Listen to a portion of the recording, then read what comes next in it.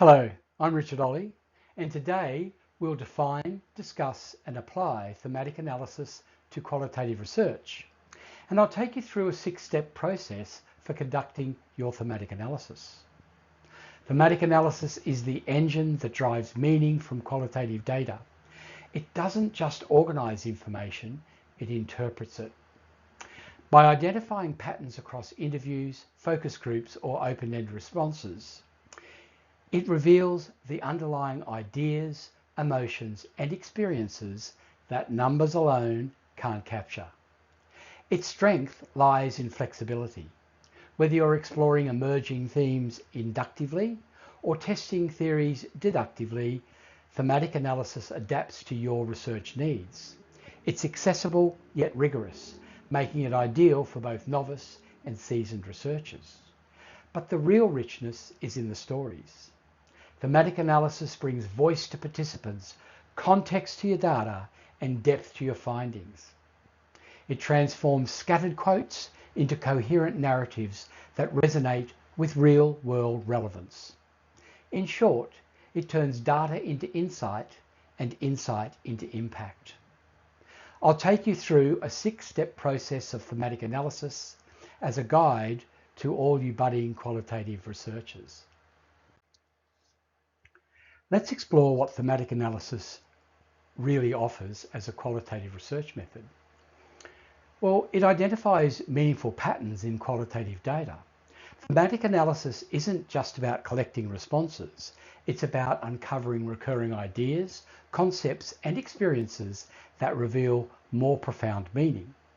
For example, in interview transcripts, researchers look for repeated expressions or concerns that point to shared experiences. This method is beneficial when exploring people's views, values, or lived realities, whether in healthcare, education, or any other form of social research. It interprets deeper insights. Thematic analysis goes beyond summarizing. It helps us make sense of the data. It's an iterative process. Researchers move back and forth between coding and theme development, refining their understanding as they go. This flexibility allows for rich, nuanced interpretations that can reveal subtle but powerful insights like emotional undertones or cultural dynamics. It tells the story behind your research. Thematic analysis helps uncover the stories within your data. Those key ideas that connect directly to your research question. And these stories give your findings relevance and impact, making them relatable and meaningful to your audience. Whether you're exploring unemployment experiences or classroom dynamics or consumer satisfaction, thematic analysis turns raw data into compelling narratives that resonate beyond academia. So this slide illustrates the essence of thematic analysis in qualitative research. At its core, thematic analysis is about making sense of complex data by identifying patterns across interviews or focus groups or written responses. Thematic analysis is foundational. It's often the first method researchers learn because it's flexible and applicable across disciplines. And it's about depth. We're not just summarizing, we're interpreting the data. We're asking, what does this mean and why does it matter? And finally, thematic analysis helps us uncover the stories that answer our research question. These stories are what give our findings relevance and impact. So as you look at this slide, think of thematic analysis as a bridge from raw data to meaningful insights. Now here are the 6 steps of thematic analysis, and I'll walk through these 6 essential steps, which is a widely used method for analysing qualitative data, and each step builds on the last, helping us move from raw data to those meaningful insights I discussed. The first step is familiarisation. This is where it all begins. We immerse ourselves in the data, reading transcripts, listening to recordings, reviewing notes. The goal here is to get a deep sense of what's being said and to begin noticing patterns or interesting points. It's about becoming intimately familiar with the content before we start coding. The second step, initial coding. This means labeling segments of data that seem relevant or significant. These codes might be descriptive, like frustration with a process, or interpretive, such as loss of trust. At this stage, we're not trying to organize or group them. We're just capturing everything that stands out. Step 3, searching for themes. Here we look for connections. We group related codes together to form potential themes.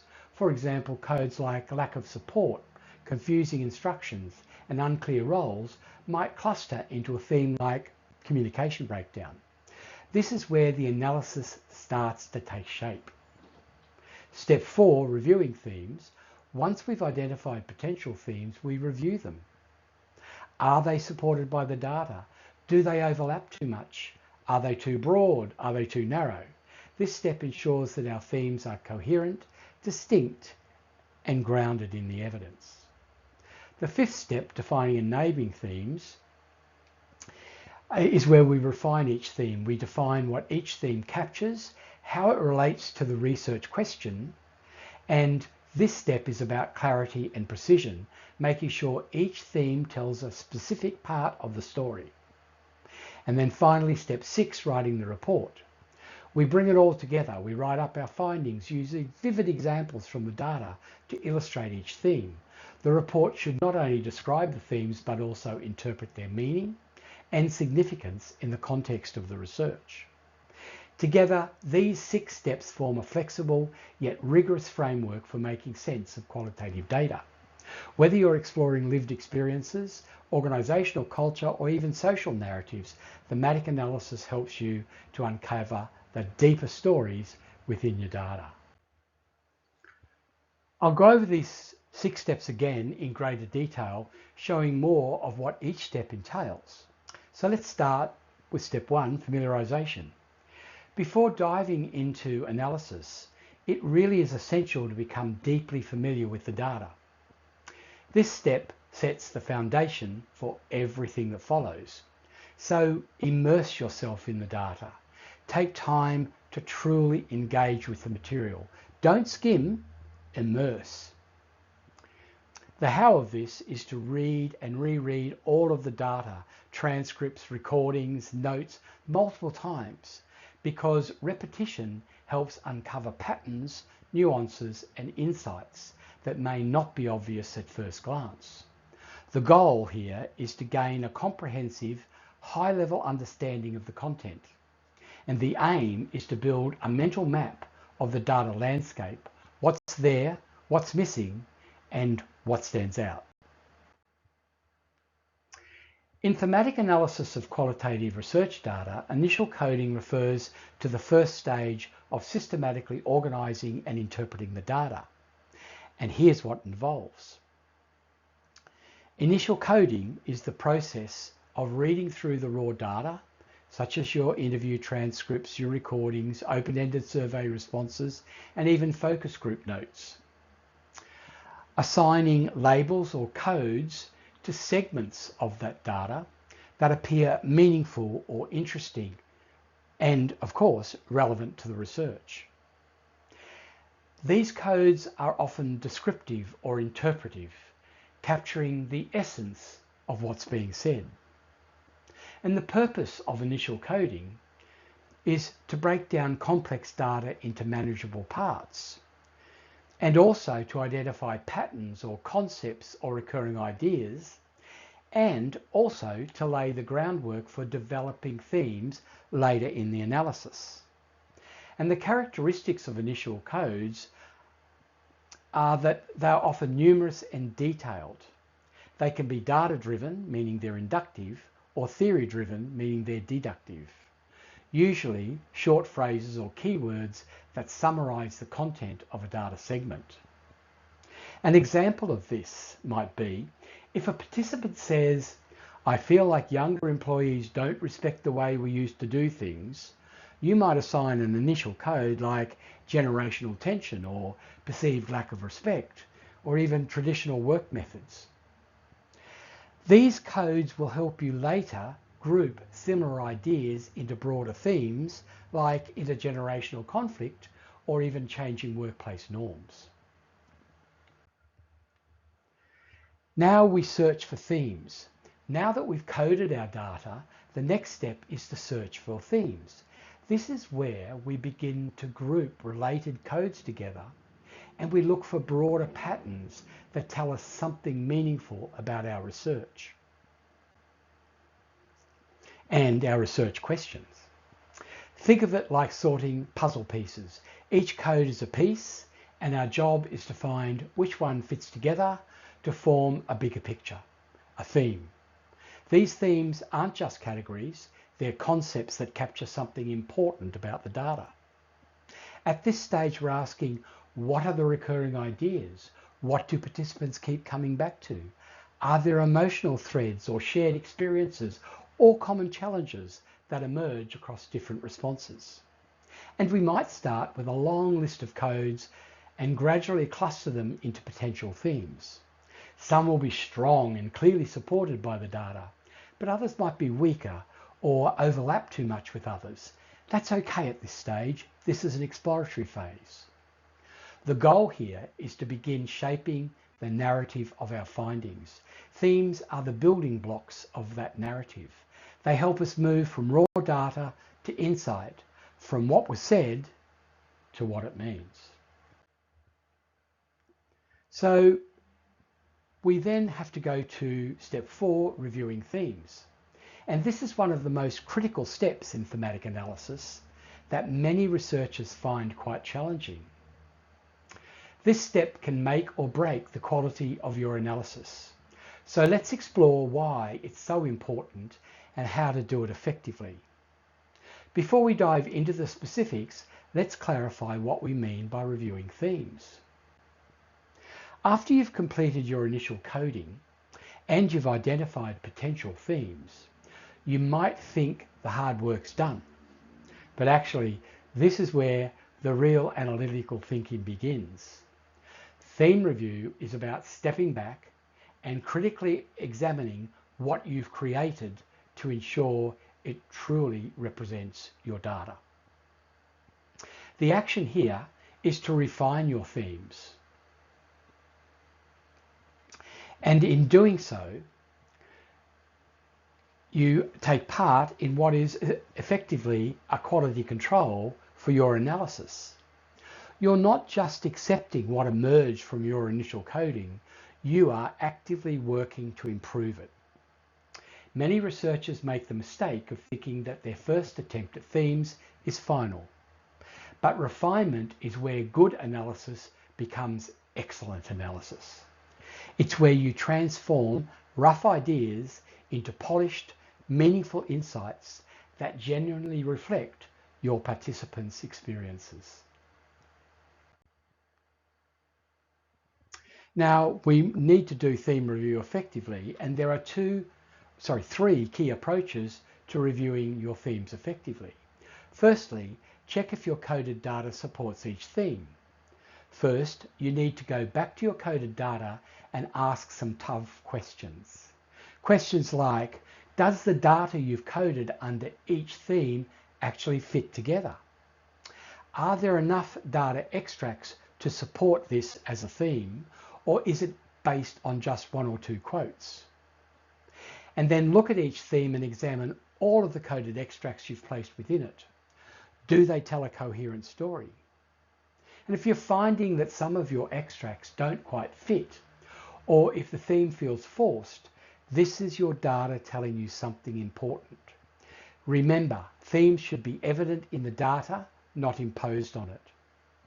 If you're struggling to find sufficient evidence for a theme, it might be too narrow, too broad, or simply not present in your data set. So the second action is to ensure your themes accurately represent your entire data set. And it's a crucial step because your themes must accurately represent your entire data set, not just the most interesting or quotable parts. This means reading through your complete data set again with fresh eyes. Ask yourself, do these themes capture the breadth of experiences in my data? Are there voices or perspectives that aren't represented? And have I inadvertently focused on the most dramatic stories while overlooking more subtle but equally important patterns? This step often reveals gaps in your analysis and highlights themes that seemed important initially but don't actually reflect the broader picture of your data. The goal here is to finalize your theme set, which is your ultimate goal because you can't go through any further with your thematic analysis until you do. And you'll do this through a process of combining, splitting, or discarding themes. And whilst this sounds simple, it requires careful analytical thinking. When you're combining themes, well, sometimes you'll find that two themes are actually saying the same thing or are so closely related that they work better as one. Don't be afraid to combine themes if it creates a more coherent and comprehensive understanding of your data. When you're splitting themes, it occurs because you might discover that one theme is trying to do too much work. It's encompassing quite different ideas or experiences. In these cases, splitting the theme into two or more distinct themes will provide clearer insights. And then there's the gnarly problem of discarding themes. Perhaps the most challenging decision is discarding themes, because you might have fallen in love with a particular theme because it seemed interesting or novel, but it's not well supported in your data or doesn't contribute meaningfully to answering your research question. It does need to go. Remember, quality over quantity. It's better to have fewer well-developed themes than many weak ones.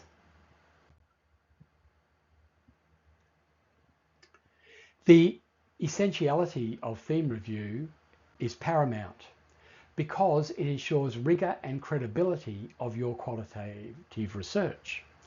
Without proper theme review, you risk presenting findings that don't truly represent your participants' experiences or that miss important nuances in your data. Theme review also helps you identify the relationships between themes and ensures your analysis tells a complete and compelling story. It's the difference between a descriptive account of your data and a genuinely analytical interpretation that contributes new understanding to your field. So here are some practical tips for effective theme review. First of all, take a break between initial theme development and review because fresh eyes see more clearly. Secondly, consider having a colleague review your themes and coded extracts. Also, create visual maps. The literature sometimes refers to these as cluster maps or diagrams to see how your themes relate to each other. You might also write a brief description of each theme to test whether they are distinct and meaningful. Keep asking yourself, so what about each theme? What does it contribute to your understanding of your research question? Reviewing themes in thematic analysis isn't just a box-ticking exercise. It's where your analysis transforms from a collection of codes into those meaningful insights that I talked about before. By refining your themes, ensuring your data supports them, and representing your entire data set, you can make thoughtful decisions about combining, splitting, or discarding themes. This approach creates analyses that truly serve your research goals and honour your participants' contributions, which is really important. Remember, good qualitative research takes time, and theme review is time well spent. Your future self and your readers will thank you for the effort that you put into getting this step right. Now we'll explore step 5, defining and naming themes. This phase transforms your themes from preliminary ideas into clear, communicable insights ready for presentation and discussion. By defining themes explicitly, you start the process of transition from reviewing to defining. Up till now, you've familiarised yourself with the dataset, generated initial codes, searched for themes, and reviewed and refined them. Now you need to clearly articulate what each theme represents and give it a precise, informative name that captures its essence. Begin by revisiting each of your refined themes and ask yourself, what is the core concept this theme conveys? Speak out loud or jot down a one-sentence summary for each theme. Ensure that this statement encapsulates the central idea without jargon or ambiguity. Imagine explaining the theme to a colleague unfamiliar with your project. All of these things will benefit you and your research in theme definition. Now I want to talk about how we can write a detailed description and concise name for our themes. For detailed description, draft a paragraph for each theme that outlines the scope and boundaries of the theme, the key patterns or sub-themes it encompasses, and of course, how it links to your research questions. With regard to concise, informative names, select a short label, ideally 2 to 4 words, that conveys the theme's essence, for example, shared decision making. Avoid technical terminology where possible. And make sure that your theme names are memorable for your audience. As a tip, test your theme names on peers. If they can grasp the theme name's meanings from the name alone, you've hit the mark.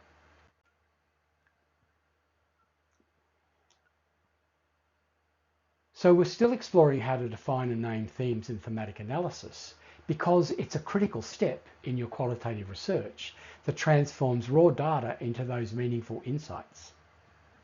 And we'll cover strategies to ensure each theme is clearly articulated, conceptually grounded, and effectively communicated. Themes are not just labels, they're conceptual tools that help us interpret and communicate the essence of our data. Poorly defined themes can obscure meaning, while well-defined themes illuminate it. Start by writing a short paragraph for each theme. Describe what it captures, why it matters, and how it connects to your research question. Use vivid language and data excerpts to ground your explanation.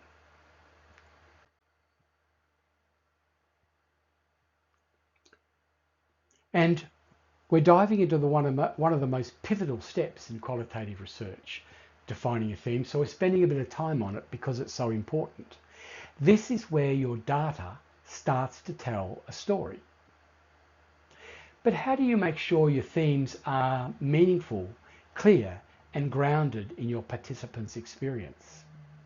Let's break that down. Reflect on the essence of the theme before slapping a label on it. Ask yourself, what is the heart of this idea? What keeps showing up in the data, not just in words, but in tone, in context, and even in silences? You're not just categorizing, you're distilling meaning.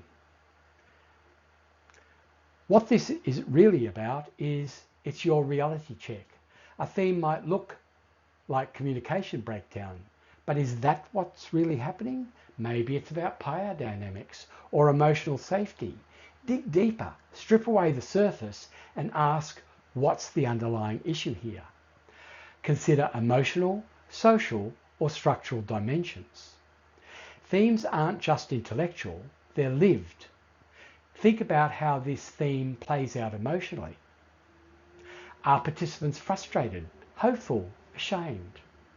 Socially, is this about relationships, norms, or identity? Or structurally, are systems or institutions shaping this experience.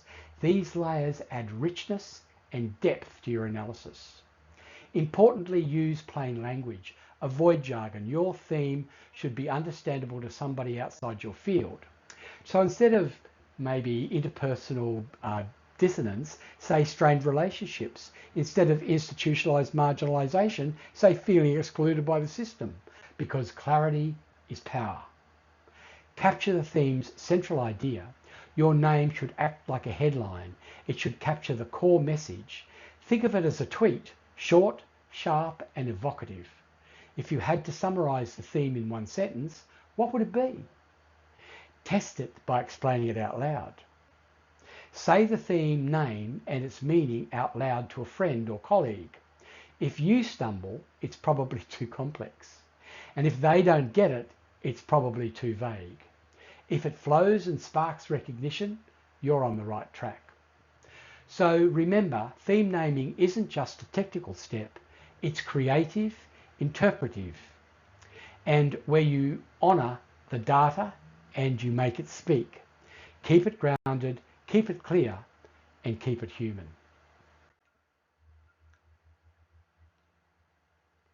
Try summarising each theme in one sentence. If you can't do it clearly, the theme may need refining. This exercise helps distill complexity into clarity. So use plain language, capture the theme's central idea, and of course test it by explaining it out loud. Good thematic statements are like headlines. They should be informative and engaging. This is especially important when communicating findings to stakeholders or the public. Focus on the why behind the theme and make it accessible to non-experts. Try explaining your themes to somebody outside your field. If they don't understand, refine your language. This helps ensure your analysis is not just academically sound, but it's also communicable. And this strategy is a form of member checking or peer debriefing, which enhances trustworthiness in qualitative research, according to Lincoln and Guber as far back as 1985. Note any confusion relating to theme meaning or application and revise the theme name or description accordingly. Now, as a practical example of detailed description and concise naming of themes, imagine you've identified a theme around communication barriers in residential aged care. In the detailed description, you might write something like, this theme captures how staff and residents navigate language differences, technological limitations, and hierarchical workflows when sharing information. It could include sub-themes such as tech literacy gaps and multidisciplinary misalignment. The concise name might be communication barriers. Remember that defining and naming your theme is more than administration. It's a creative and critical step that shapes how others will interpret and value your research.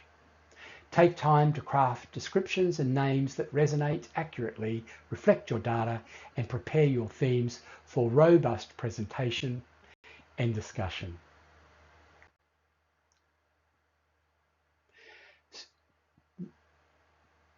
Prepare your themes for presentation and discussion.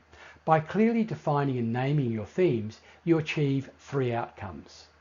Clarity for the audience, because stakeholders and readers will immediately understand each theme's focus. Analytical rigor. Discuss descriptions that are detailed, demonstrate the depth of your analysis, and support each theme with evidence. And thirdly, provide a smooth presentation. A well-named theme or themes becomes the backbone of your findings chapter, conference presentation, or vodcast, guiding your audience through your narrative. Step 6, the final step, writing up the analysis. Writing up your thematic analysis is a crucial action of presenting your findings in a straightforward, logical, and engaging narrative. This step transforms your coded data and identified themes into a formal report. that tells the story of your research. Present your themes. Organise your report around the main themes that you've developed. Each theme should be introduced clearly, showing how it addresses your research question. Use supporting data extracts. For each theme, include direct quotes or extracts from your data. These serve as evidence, grounding your interpretation in the voices of your participants. Create a logical narrative. Structure your writing so that the flow from one theme to the next is logical and easy to follow. And explain how themes connect and what they reveal about your research topic. Interpret and discuss. Go beyond description. Interpret the significance of your findings. And discuss how your themes relate to existing literature, theory, or practice. Produce a formal report. Ensure your writing is clear, concise, and professional. The final report should provide a comprehensive account of your analysis, making your research accessible and meaningful to your audience. So let's distill what thematic analysis is really about. Firstly, it's iterative. You won't just move step by step. You'll reevaluate, refine, reframe as your insights evolve. Next, it's interpretive. Your perspective as a researcher isn't just present, it's pivotal. You're not just reporting data, you're shaping meaning. And finally, it's flexible. Whether you're building themes from scratch or testing them against the theory, thematic analysis adapts to your research style.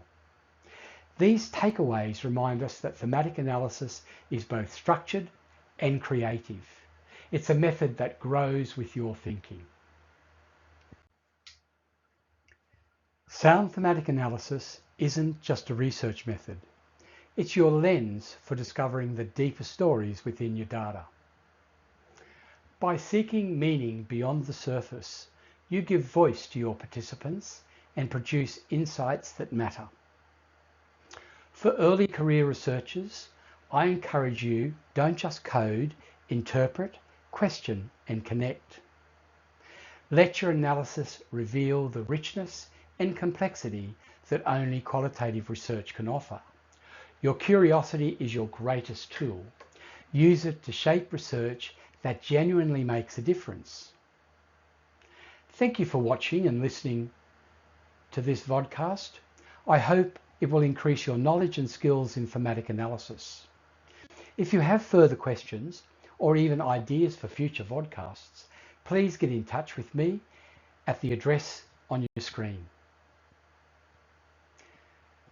Thanks for watching and stay safe.